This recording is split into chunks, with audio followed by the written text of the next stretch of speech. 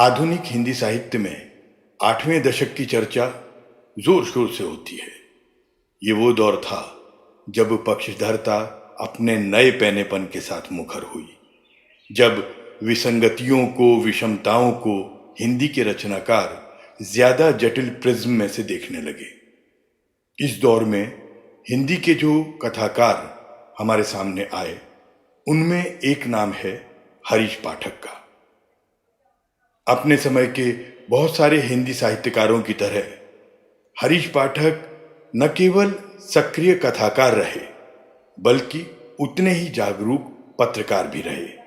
आज हिंदी धरोहर में मैं पढ़ रहा हूं हरीश पाठक की एक कहानी, लेकिन उससे पहले हरीश पाठक की एक टिप्पणी। साथियों, दिनेश शाकुल मेरे अत्यंत प्राचीन मित्र हैं। मुझे याद आता है कि जिन दिनों जनवादी लेखक संघ नहीं बना था और जनवादी लेखक सम्मेलन जगह जगह हो रहे थे, ऐसा ही एक सम्मेलन दिल्ली के शतवती कॉलेज में था।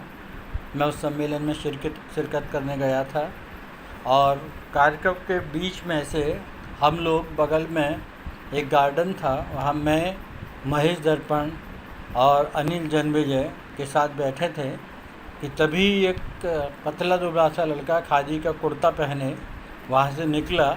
अनिल जन्मेजय ने आवाज़ लगाई और वो दिनेश शाकुल से मेरा पहला परिचय था। वे उन दोनों कविताएं लिखते थे और बम्बई आने की तैयारी कर रहे थे और वे बम्बई आए। अपनी आवाज़, अपने अभिनय और अपनी रचनात्मक सक्रियता से उन्होंने मुकाम बनाया। आज दिनेश शाकुल मेरी कहानी चीफ की नाक का पाठ करेंगे और मुझे यह कहने में बहुत अच्छा लग रहा है कि ये मेरे लिए बहुत महत्वपूर्ण क्षण होगा, क्योंकि मैं उनकी आवाज़ का कायल हूँ। एक खनकदार आवाज़। चीफ की नाक के बारे में कहूँ तो सिर्फ इतना कि बहुत सारे चिट फंड कंपनियाँ जब अखबार निकाल रही थीं तो बहुत मुझ जैसे तमाम लोग बड़ी बड़ी नौकरियां छोड़कर उनसे जुड़ गए थे।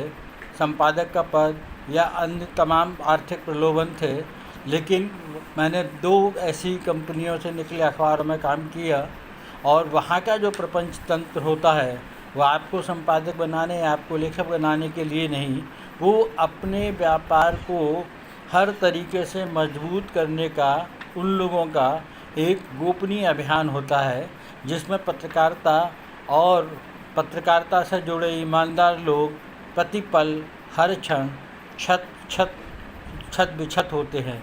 चीफ की नाक उन्हीं स्थितियों को दो चार करती कहानी है। दिनेश शाकुल की आवाज़ में आप इसे सुनेंगे तो मुझे यकीन है आपको बहुत पसंद आएगी। चीफ की नाक। प्रस्तुत है हरीश पाठक की कहानी चीफ की नाक। ये पहली बार था। प्रबल प्रताप की समझ में नहीं आ रहा था कि वो क्या करे। वो देश की एक बड़ी फाइनेंस कंपनी के जोनल चीफ के विशाल केबिन में खड़ा था, जहां ठंडी हवाएं रह रह कर बरस रही थीं। पर न जाने क्यों उसे अपने आसपास तेज तेज गर्म लपटों का एहसास हो रहा था। वो हैरान था कि जोनल चीफ जैसे अधिकारी के आसपास बैठे लोगों को भी एफआईआर की ताकत नहीं मालूम थी, जबकि आज पूरे शहर में एक एफआईआर ने हंगामा मचाया हुआ था। शहर में हड़कंप था और जनता हैरान थी कि शहर के सबसे प्रतिष्ठित लंगर सिंह महाविद्यालय के संस्थापक ठाकुर लंगर सिंह पर उन्हीं की कॉलेज की एक प्राध्यापिका ने बलात्कार का आरोप लगाया है। यही खबर पूरे शहर में सुबह से चक्कर लगा रही है। चक्कर लगाती ये खबर परिवारों को डरा रही है और अखबार वालों को धमका रही है। प्रबल प्रताप सीढ़ियां उतर रहा था, पर उसके भीतर ये सवाल उबल रहा था कि चीफ साहब ने उसे सबके सामने किस हैसियत से अपमानित किया। वो शहर के सबसे ज्यादा बिकने वाले अखबार राष्ट्र प्रेम का संपादक है। अखबार में छपने वाली हर खबर का जिम्मेदार वो है। अखबार के आखिरी पन्ने पर उसका नाम भी जाता है। चीफ साहब से उसका लेना देना क्या? सिर्फ इतना कि वे उस सदा नीरा फाइनेंस कंपनी के मुखिया हैं जो अखबार की पैतृक संस्था है, और दोनों के मालिक बड़े साहब यानी ध्रुव नारायण राष्ट्रप्रेमी हैं। फिर चीफ साहब ने उसे क्यों अपमानित किया, वो भी कई लोगों के सामने? वो ये भी भूल गए कि वो एक संपादक से बात कर रहे हैं जिससे मिलने से पहले शहर के डीएम और एसपी समय मांगते हैं। प्रबल प्रताप के आगे सब कुछ धीरे धीरे घूमने लगा। वो आकर केबिन में बैठा ही था कि चिंता उर्फ चिंतामणि धड़धड़ाता केबिन में घुस आया। चिंता का चेहरा देखकर पता नहीं क्यों प्रबल प्रताप को अजीब सी चिढ़ होती है। जोनल चीफ का पीए चिंता पूरे कैंपस में दनदनाता घूमता है, माथे पर लंबा टीका श्री लगाए हुए, जिसे वो समृद्धि की निशानी बोलता है। चिंता अपनी बुशर्ट का ऊपर का बटन हमेशा बंद रखता है। लोग उसे जोकर कहते हैं। चिंता ने आते ही कहा, आधे घंटे से चीफ साहब आपको याद कर रहे हैं। उसकी नजरें अखबार पर ही गड़ी थी। उसने चिंता की तरफ देखा तक नहीं। आता हूं, उसके मुंह से बहुत धीरे से निकला। आप इन्हें जानते हैं? केबिन में पहुंचते ही चीफ साहब ने बगल में बैठे एक धोती कुर्ताधारी सज्जन की तरफ इशारा करते हुए कहा, आज आपने इनकी इज्जत धूल में मिला दी। जानते हैं बड़े साहब को जब ये पता चलेगा तो आप यहां से खदेड़ दिए जाएंगे। तब क्या करेंगे? कौन आएगा आपके साथ? जानते हैं जी कितना मुश्किल होता है बगैर नौकरी के जीना। क्या हुआ? वो संयत स्वर में बोला। पूछ रहे हैं क्या हुआ? इतने भूले हैं? ये लंगर सिंह जी हैं जिनके गोरखपुर के आसपास 3 कॉलेज चलते हैं, शहर के सबसे प्रतिष्ठित व्यक्ति। और आपने छाप दिया कि किसी रश्मि कुमारी ने इन पर बलात्कार का आरोप लगाया है, वो भी पहले पन्ने पर, पहली खबर। उसने कहा, वो तो सारे अखबारों की आज लीड है, फिर एफआईआर दर्ज हुआ है, गिरफ्तारी भी तय है। केवल हमारा ही अखबार थोड़ा ही है, हिंदुस्तान और जागरण में भी ये खबर पहले पन्ने पर है। हमने इतना भर ज्यादा छापा है कि इस कॉलेज में 2 साल में 3 बलात्कार के मुकदमे दर्ज हुए हैं। फिर शहर का सबसे बड़ा कॉलेज कैसे है? अब की बार लंगर सिंह बोले। प्रतिष्ठित कॉलेज था, अब नहीं है। बलात्कार की खबरों के आने के बाद रोज रोज इसकी बदनामी हो रही है। विमला वर्मा वाले मामले में तो आपके अकाउंटेंट को दोषी भी पाया गया है, उसे सजा होना भी तय है। प्रबल प्रताप की आवाज गूंजी। चुप रहो जी, आपने मुझसे तो पूछा होता, मैं इसी कंपनी का चीफ हूं। चीफ साहब जानते हैं लंगर सिंह से कंपनी को कितना फायदा है। आप लगातार बहस कर रहे हैं। ये एफआईआर क्या चीज है? फाड़कर फेंक दीजिए उसे, कागज का ही तो पुर्जा है। कमाल करते हैं, खुद भी उससे डरे हुए हैं और हमको भी डरा रहे हैं। आप एफआईआर का मतलब नहीं जानते, उसकी ताकत नहीं जानते, तो मैं क्या करूं? आपके आसपास के लोग भी उसकी दहशत से वाकिफ नहीं हैं। ये कानून का वो हंटर है जिसकी धमक सबको हिला देती है। फिर संपादक मैं हूं, मुझे तय करना है क्या छपेगा क्या नहीं।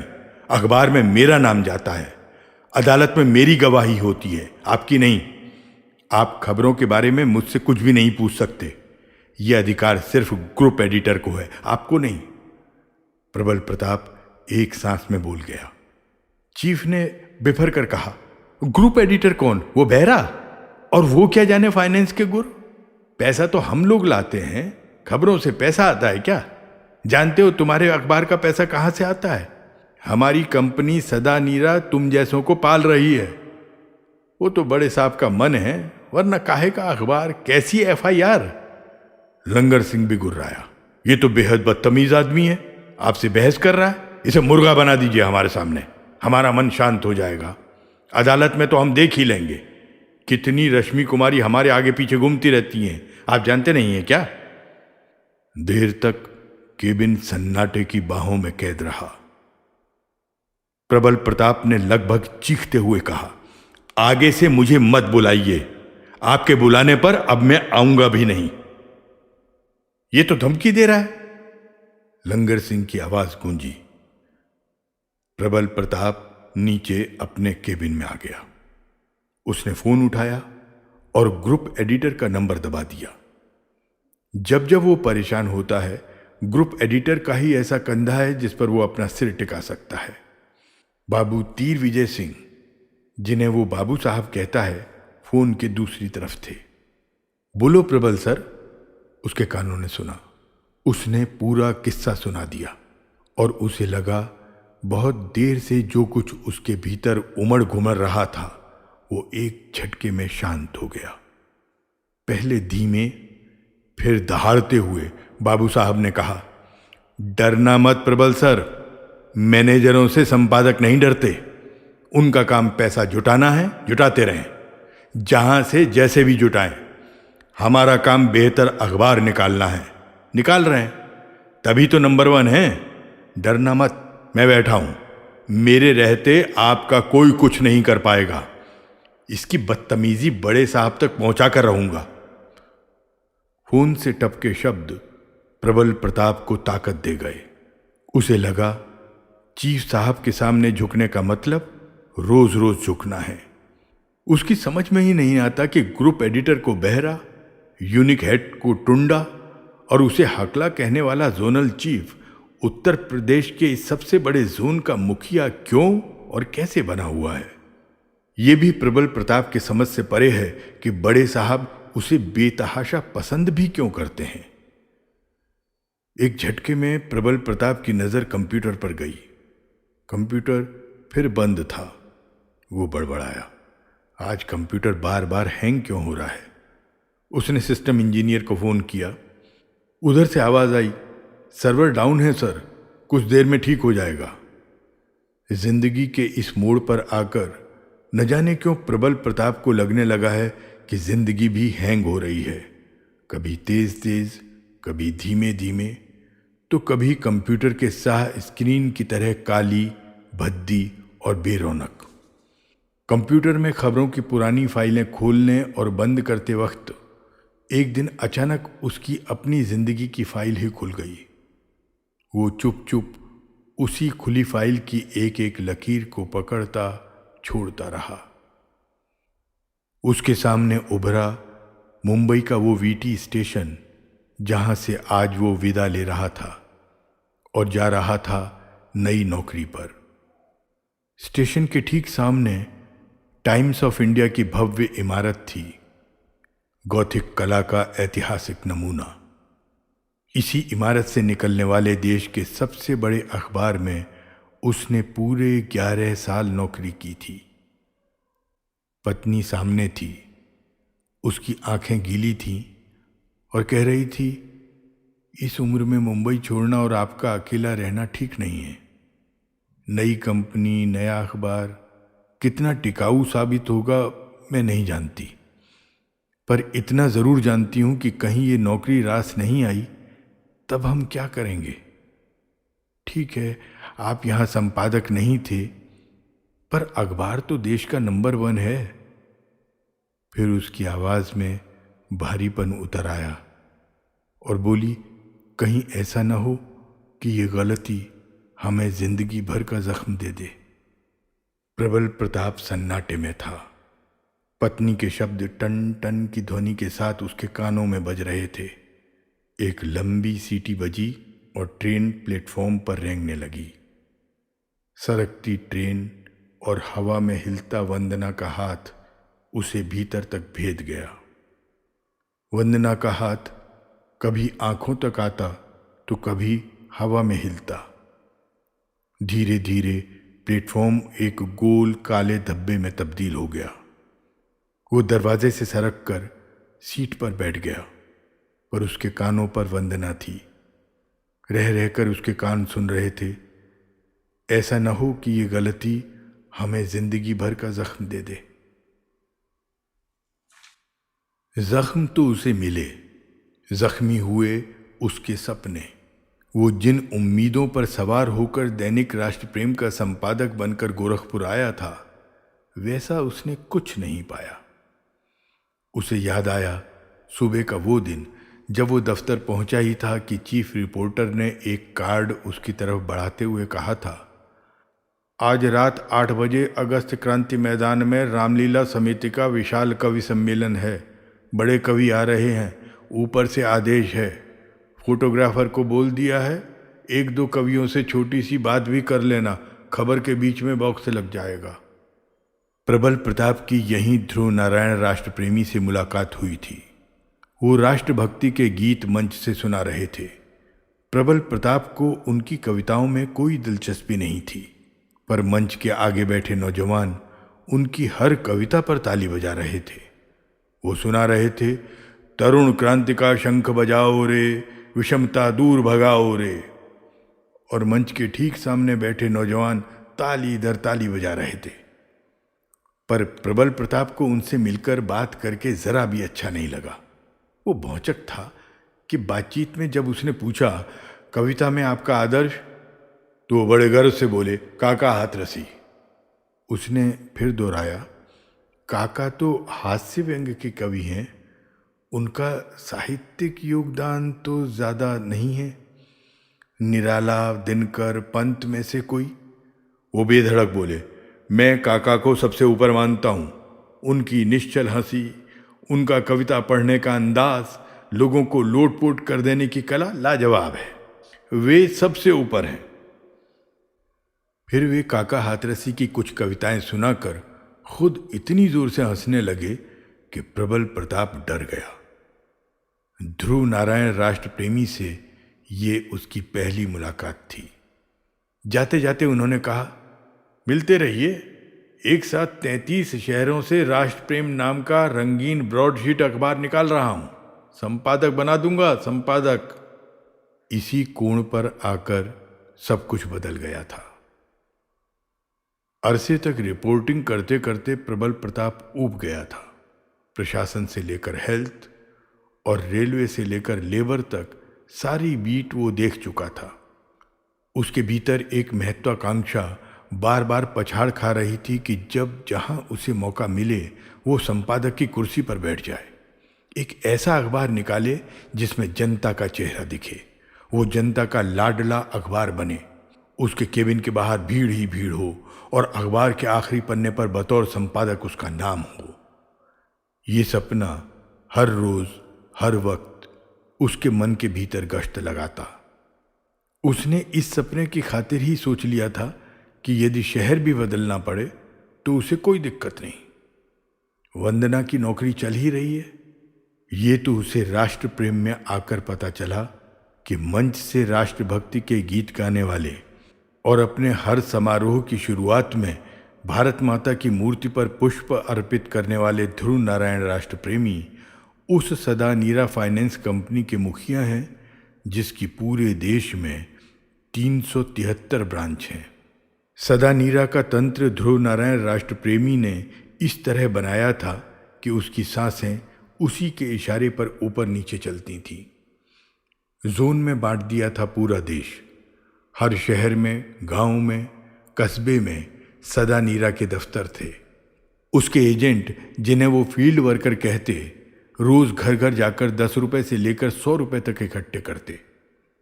फुटपाथ पर बैठे मोची से लेकर चना चबेना बेचने वाले, फूल माला बेचकर अपना पेट पालने वालों से लेकर घरों में दूध देने वाले और मंदिर के पुजारी तक सदा नीरा के क्लाइंट थे। न बैंक जाने की जरूरत, न लाइन में लगने का झंझट। छोटा आदमी, अनपढ़ आदमी खुश रहता कि घर से पैसा ले जाता है और मौका पड़ने पर घर पर ही पैसा आ जाता है। शादी विवाह हो या मरक मौत, सदा नीरा को फोन करो, पैसा हाजिर। ये भी कि होली, दीपावली और सदा नीरा के स्थापना दिवस पर मिठाई के डिब्बे का आना कभी नहीं रुका। ये ऐसा टोटका था जिसने सदा नीरा को घर घर पहुंचा दिया था। देखते ही देखते वो पूर्वी उत्तर प्रदेश की एक बड़ी फाइनेंस कंपनी बन गई थी। कुछ ही दिनों में प्रबल प्रताप ये जान गया कि जिस स्वतंत्र और जनता की आवाज़ वाले अखबार की कल्पना वो मन के भीतर कोने में सजा संवार कर बैठा है, वो अखबार कम से कम राष्ट्र प्रेम तो नहीं ही हो सकता। कई सीढ़ियां थीं और चक्करदार इन सीढ़ियों पर कई निगाहें काबिज थीं। ये गोरखपुर में था, पर यहाँ अखबार से ज़्यादा सदानीरा के दफ्तर थे। ध्रुव नारायण राष्ट्रप्रेमी मंच से उतरकर सदानीरा के सर्वे सर्वा थे। वो कविताएं भूलकर ये ध्यान रखते कि किस जोन को कितना टारगेट दिया है और वो पूरा हुआ या नहीं। यदि किसी जोन ने टारगेट से ज़्यादा पैसा जुटा लिया तो उसे उपहारों से लाद दिया जाता। इंटर्नशिप के साथ विदेश यात्रा तक का मौका उस जोन और उसके अधिकारी पा लेते। यहाँ आते ही कविताएं दराज में चली जाती और ध्रुव नारायण राष्ट्रप्रेमी बड़े साहब में तब्दील हो जाते। ऐसे बड़े साहब जिनका कानपुर में ड्रीमलैंड नाम का अपना शहर ही बसा हुआ था। इसमें ऑडिटोरियम भी था और थिएटर भी। इसमें जहाज भी खड़े थे और 5 सितारा सुविधाओं वाले गेस्ट हाउस भी थे। बड़े साहब की गिनती देश के बड़े उद्योगपतियों में थी। बड़े से बड़े फिल्मी सितारे ड्रीमलैंड में आते थे और खेल जगत की नामी हस्तियां भी। हर राजनीतिक पार्टी से उनके रिश्ते थे। 15 अगस्त और 26 जनवरी को बड़े साहब ड्रीमलैंड में ही रहते और अपना उत्सव मनाते। नए साल के पहले दिन वो 113 अनाथ लड़कियों का विवाह कराते। उस दिन राष्ट्र प्रेम सहित तमाम अखबारों में पूरे पूरे पेज की खबरें छपती। खबरें वो नहीं छप पाती जिनके बारे में साफ साफ हिदायत थी कि कंपनी के हित में शहर के इन प्रतिष्ठित व्यक्तियों से जुड़ी कोई भी खबर नहीं छापी जाए। ये हिदायत सीधे सीधे बड़े साहब के ऑफिस से थी। एक बंद लिफाफा उसे पहले ही दिन मिला था, जिस पर मोटे अक्षरों में लिखा था, गोरखपुर संस्करण के ध्यानार्थ। ये और ऐसे तमाम रंग बिरंगे पर्दे धीरे धीरे उसके सामने से हटते गए। जैसे जैसे वो अखबार में पुराना होता गया, वैसे वैसे उस सूची से निकले नाम उसे अपने बनेले पंजों से डराते रहे। ये राज पल प्रतिपल गहराता जा रहा था कि आखिर जनता का अखबार स्लोगन के साथ निकलने वाले राष्ट्रप्रेम से अशोक शुक्ला, सुधीर सिंह, ब्रह्मा यादव, छात्र नेता मुर्गी सिंह, अमित मोहन, राकेश यादव, चंदन सिंह, एसओ राम पुकार और डीएसपी शिवचरण लाल का क्या रिश्ता है। चीफ साहब के केबिन में उनका बेधड़क आना, घंटों बैठे रहना, उनके सत्कार में पूरे दफ्तर का जुट जाना किस हकीकत की तरफ इशारा करता है, जबकि ये सारे शहर के बदनाम चेहरे हैं। अशोक शुक्ला को आप नहीं जानते? न्यूज़ एडिटर भूत भावन, जिन्हें दफ्तर में सब बाबा कहते थे, उन्होंने चौंकते हुए पूछा। मैं कैसे जानूंगा, मैं तो सीधे मुंबई से आया हूं, पहले कभी यूपी में रहा भी नहीं। वो धीरे धीरे बोला। तब आपने श्री प्रकाश शुक्ला का नाम तो सुना ही होगा, वही जिसने मुख्यमंत्री को जान से मारने की धमकी दी थी। धमकी के बाद पूरा प्रशासन हरकत में था। बाद में एसटीएफ ने उसे गाजियाबाद में मार गिराया था। श्री प्रकाश गोरखपुर का ही था। हत्या से पहले अखबार के दफ्तरों में फ़ोन करके कहता था, आज 4 बजे एक हत्या कर रहा हूँ, पहले पेज पर छाप देना। फिर इतनी जोर से हंसता था कि आदमी डर जाए। कौड़ीराम के थाना प्रभारी की उसने सरेआम हत्या कर दी थी। हत्या के बाद देर तक वो मृतक की देह पर गोलियां बरसाता था, कहीं बच न जाए बेचारा। अशोक शुक्ला उसी का भाई है, उतना ही शातिर, उतना ही बड़ा क्रिमिनल। चीफ साहब से उसका क्या लेना देना, उसने पूछा। रोज आता है, वो साहब का भी खास है, चीफ साहब का भी। सुधीर सिंह भी चीफ साहब का खास है, वही सुधीर सिंह जो जेल से रंगदारी मांगता है।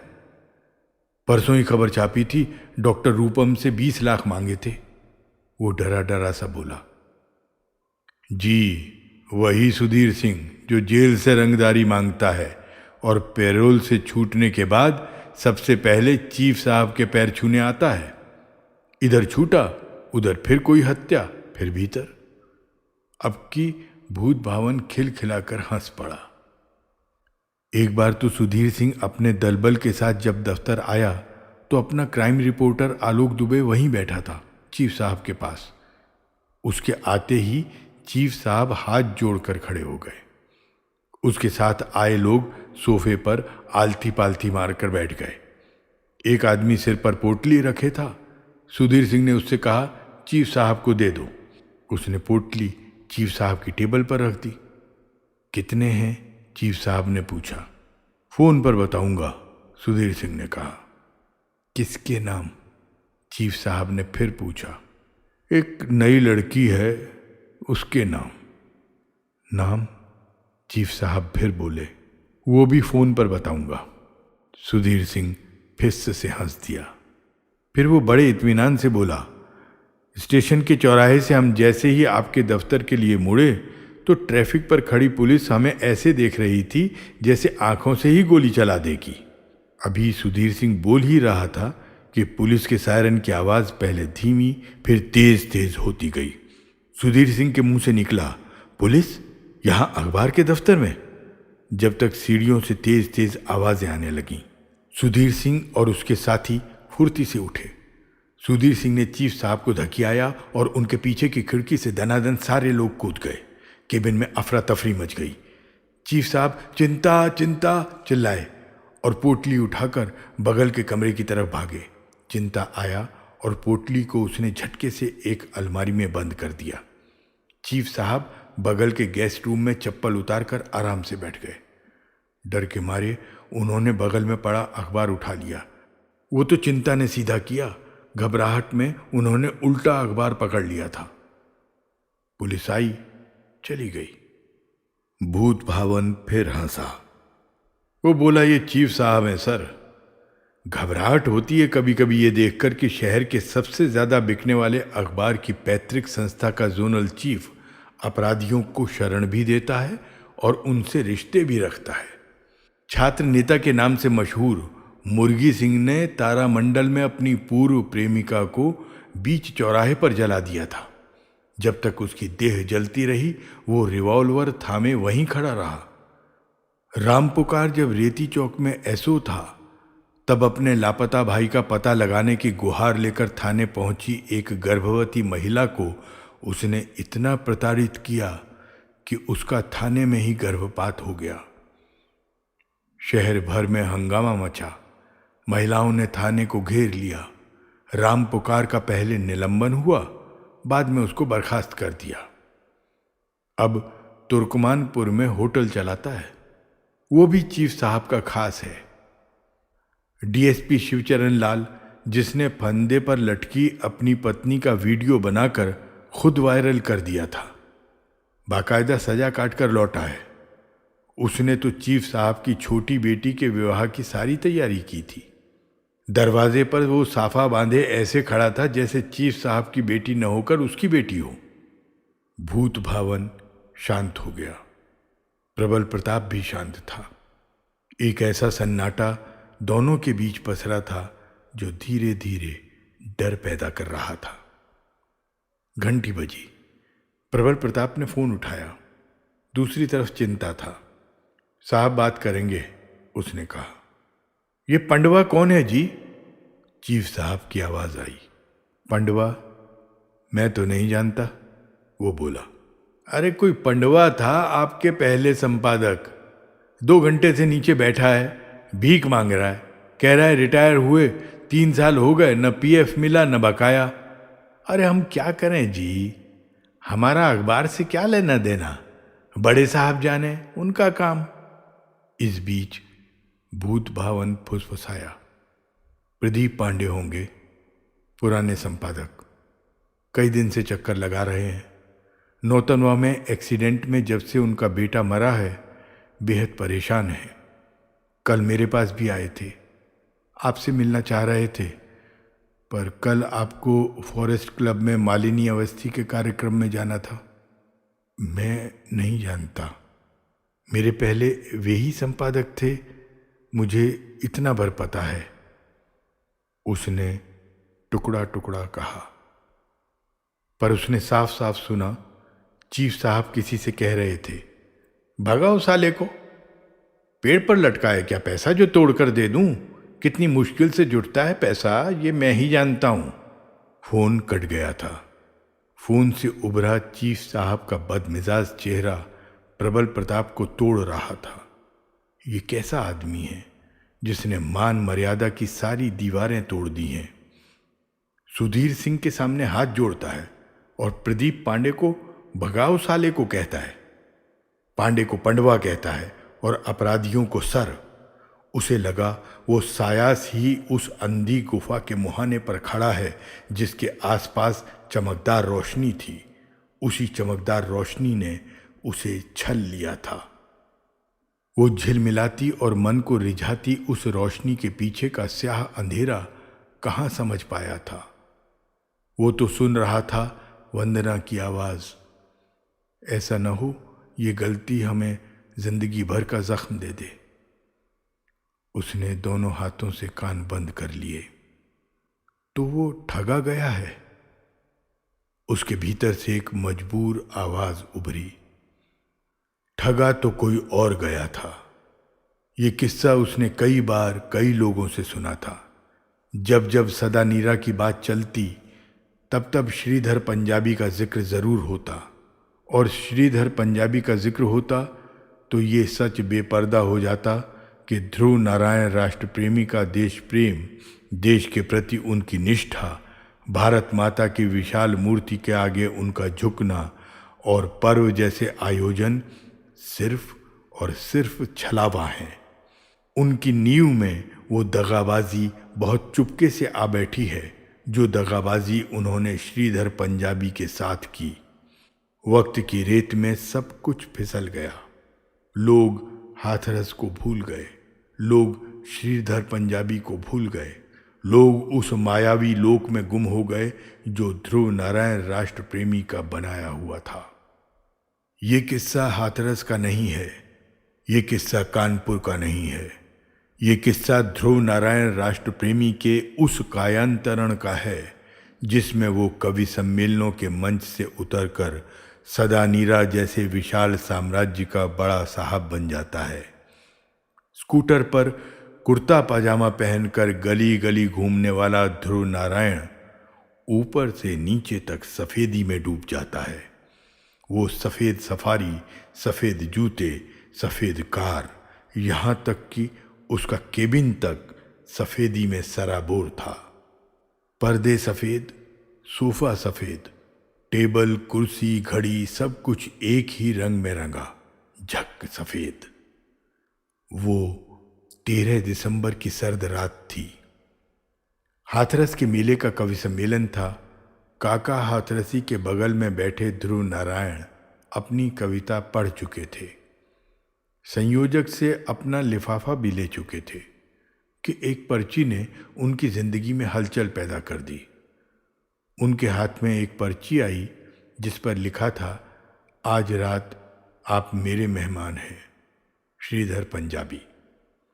ध्रुव नारायण उठे और पर्ची लाए आदमी के साथ श्रीधर पंजाबी के पास पहुंच गए। सुरक्षा घेरे में बैठे श्रीधर पंजाबी ने कहा, आप हाथरस के मेहमान हैं, एक दिन मुझे आपकी खातिर करने का मौका दीजिए। ध्रुव नारायण हाथ जोड़कर पूरे झुक गए। उस रात उनकी समझ में ही नहीं आ रहा था कि वो कहाँ आ गए।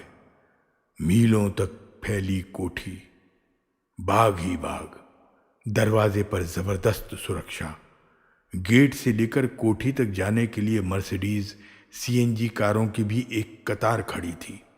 हेलीपैड, मेहमानों के ठहरने के लिए होटल नुमा गेस्ट हाउस, पोलो ग्राउंड, रंगमंच और एक विशाल सभागार।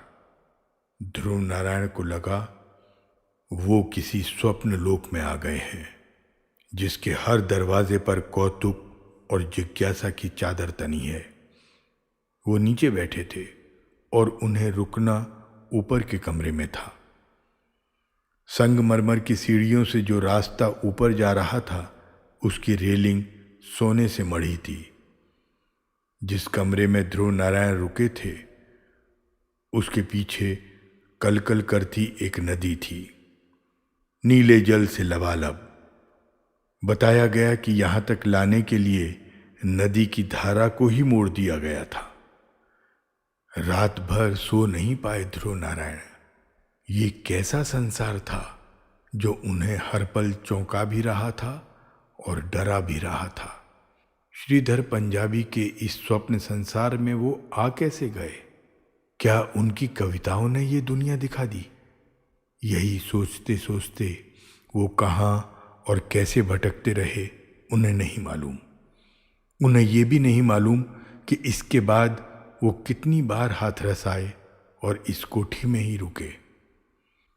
श्रीधर पंजाबी उस सदा नीरा फाइनेंस कंपनी के मालिक थे जो धीरे धीरे विस्तार पा रही थी। निस्संतान श्रीधर पंजाबी लगातार यात्राएं करते और इन्हीं यात्राओं के दौरान फतेहपुर में उनके पेट में ऐसा दर्द उठा कि उन्हें यात्रा छोड़ वापस हाथरस आना पड़ा। इलाज की सारी कोशिशें जब नाकाम हो गईं तो ध्रुव नारायण ने उन्हें कानपुर के रीजेंसी गैस्ट्रो हॉस्पिटल का रास्ता दिखाया और बताया कि डॉक्टर N.K. मिश्रा देश के सबसे बड़े गैस्ट्रोएंटेरोलॉजिस्ट हैं, उनका इलाज ही उनकी सेहत सुधार देगा। रीजेंसी में आए श्रीधर पंजाबी के चारों ओर ऐसा सुरक्षा कवच बन गया जिसके बारीक तार ध्रुव नारायण से जुड़े थे। उनकी सेहत की खबरें रोज आती रहीं। ये खबर भी अक्सर आती कि सेहत तेजी से सुधर रही है, पर उनसे मिल कोई नहीं पाता। घरवाले भी उनसे मिलने को तरसने लगे। दिन, महीने और साल बीतने लगे। अस्पताल से आने वाली खबरें भी लोग भूल गए। लोग ये भी भूलने लगे कि श्रीधर पंजाबी बीमार हैं। उनकी चर्चा बंद हो गई। चर्चा होने लगी ध्रुव नारायण की, जो धीरे धीरे सदा नीरा पर अपना अधिकार जमाने जा रहे थे। अब रीजेंसी जाना और श्रीधर पंजाबी के हाल जानने में लोगों की दिलचस्पी खत्म हो गई थी। जब भी कोई पूछता, जवाब मिलता, सेहत तेजी से सुधर रही है। और इस तेजी से सुधरती सेहत के बीच खबर आई कि श्रीधर पंजाबी नहीं रहे। उनकी मौत की खबर लोगों ने सुनी और चुप लगा गए, जैसे उन्हें एहसास था कि उनकी मौत तो हर पल, हर क्षण, रोज रोज हो रही थी। हुआ ये कि अब सदा नीरा ध्रुव नारायण की कंपनी थी और वे ध्रुव नारायण राष्ट्रप्रेमी से बड़े साहब में तब्दील हो गए थे। उन्होंने पूरे देश में कंपनी का विस्तार किया था। हाथरस बहुत पीछे छूट गया था। देशभक्ति, राष्ट्रभक्ति कंपनी का स्लोगन था। सारे कर्मचारी एक ही रंग में रंग दिए गए थे। नीला पैंट और नीली शर्ट उनका परिधान था। कंपनी जोन में बांट दी गई थी। जोनल चीफ कंपनी का बड़ा अधिकारी हो गया। उसके बाद रीजनल मैनेजर, फिर सेक्टर मैनेजर, उसके बाद ब्रांच मैनेजर। हर ऑफिस में बड़े साहब की आदमकद तस्वीर लगाना ज़रूरी था और ज़रूरी था दफ्तर शुरू होने से पहले जनगण मन का गान। अखबार इन सब से अलग था और सबसे अलग था प्रबल प्रताप का मन। उसका मन रह रहकर मुंबई की तरफ उड़ता और वो बार बार सोचता, जनता का अखबार क्या ऐसा होता है जिसमें जनता के दुख, उसके त्रास, उसकी पीड़ा, उसके सपने, उसका क्रंदन और उसके सरोकार ही गायब हों। वहाँ उपस्थित हो सिर्फ मालिक का गुणगान, उसके यशोगान से भरे हों सारे पन्ने। जहाँ अपराधी शरण पाते हों और आम जन तिरस्कार। मालिक टिकड़म में लगा हो और जोनल चीफ टारगेट के खातिर अपराधियों का बगलगीर हो। एक ठंडी लकीर ऊपर से नीचे तक उसके शरीर में दौड़ गई। इस बार प्रबल प्रताप के सामने उभरा प्रेरणा सम्मेलन का वो दृश्य जो चाहकर भी वो कभी नहीं भुला पाता। वो सोच ही नहीं सकता कि दूसरों को लज्जित और अपमानित करने वाला चीफ बड़े साहब के चरणों में कैसे दूर तक पड़ा रहा था। कांप गया था प्रबल प्रताप। उसके सामने उभरा ड्रीमलैंड का वो भव्य समारोह जिसमें संपादकों को हर हाल में उपस्थित रहना था। वो सबसे आगे की कतार में बैठा था। सारे zonal chief, regional manager, sector manager और ब्रांच मैनेजर वहाँ मौजूद थे, नीले पैंट, नीले शर्ट वाली कॉरपोरेट ड्रेस में। मंच पर सिर्फ एक कुर्सी थी जिस पर बड़े साहब बैठे थे। वो बहुत पुलकित थे। उनकी आवाज़ उत्साह में ऊपर नीचे हो रही थी और वो कह रहे थे, आज मैं बहुत खुश हूँ। मेरी खुशी का कारण गोरखपुर यूनिट है। इस यूनिट ने पिछले माह ऐसा काम किया है कि ये यूनिट सभी की सिरमौर बन गई है। सभी को इस यूनिट और इसके जोनल चीफ नमो नारायण, जिन्हें मैं नाना कहता हूँ, उनसे प्रेरणा लेनी चाहिए। नाना प्रेरणादायक व्यक्ति हैं। हर माह उनके टारगेट का आंकड़ा बढ़ता ही जाता है। पिछले माह उन्होंने टारगेट से 100 गुना बिजनेस किया। एक कंपनी को इससे ज़्यादा क्या चाहिए? वो कंपनी के ऐसे हीरे हैं जिनकी चमक से हमारे चेहरे भी चमकते हैं। सभागार तालियों में डूबा था। देर तक तालियां बजती रहीं। फिर एक आवाज उभरी, गोरखपुर के जोनल चीफ नमो नारायण मंच पर आए। मंच पर एक तरफ से 4 लोग एक विशाल काय लाल गुलाबों का हार लेकर आगे बढ़े और दूसरी तरफ से चीफ साहब। बड़े साहब की आवाज फिर गूंजी, आप भी नमो नारायण बन सकते हैं।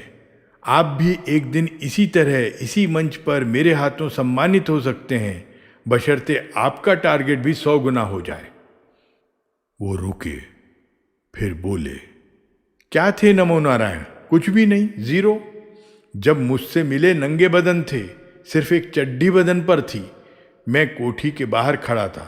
वो आए और मेरे पैरों में गिर गए। मैं डर गया। बोले, साहब पैसा तो कमा लेता हूं पर इज्जत नहीं मिलती।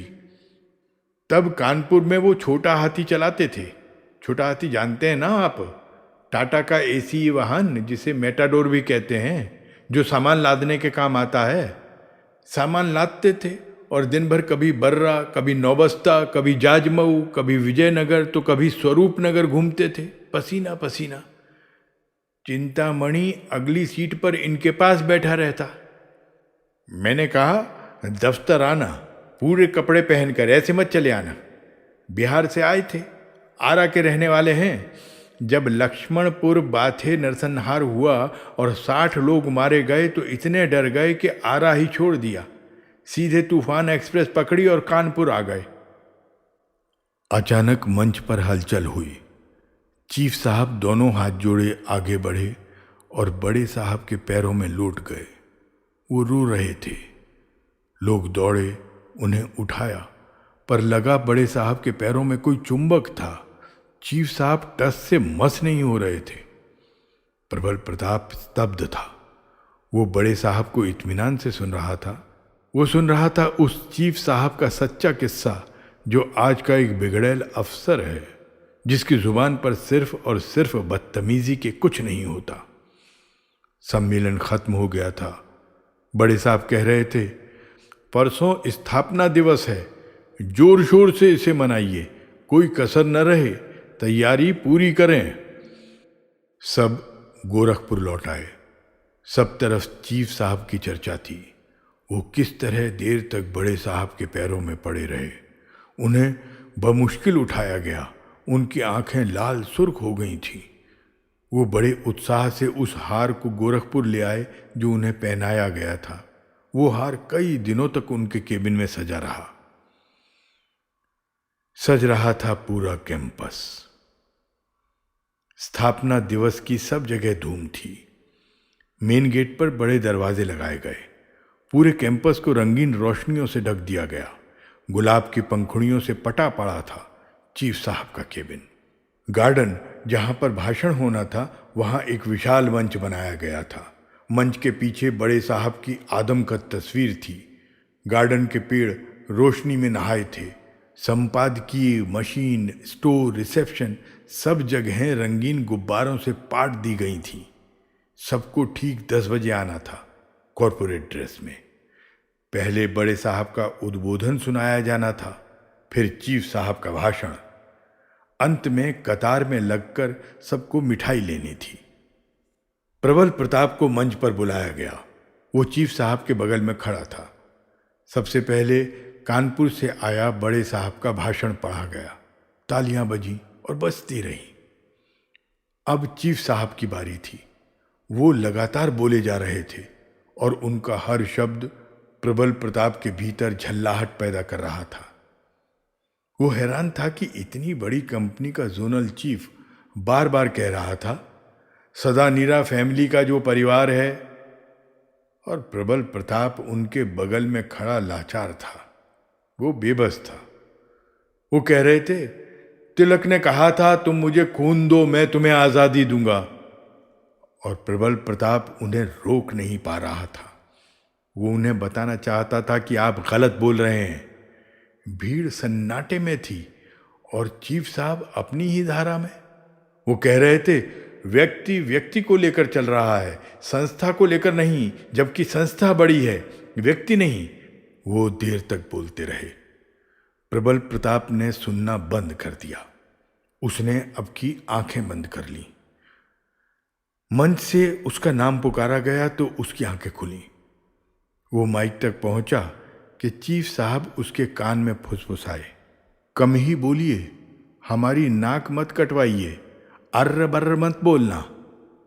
चीफ साहब की आवाज माइक से होती दूर तक फैल गई।